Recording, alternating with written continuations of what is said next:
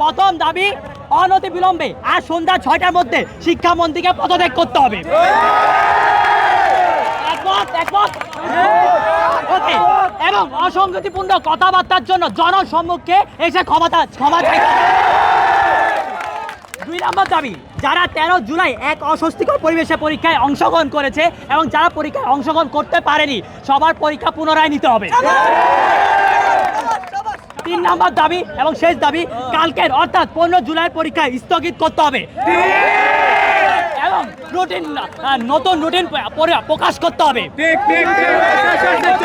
এবং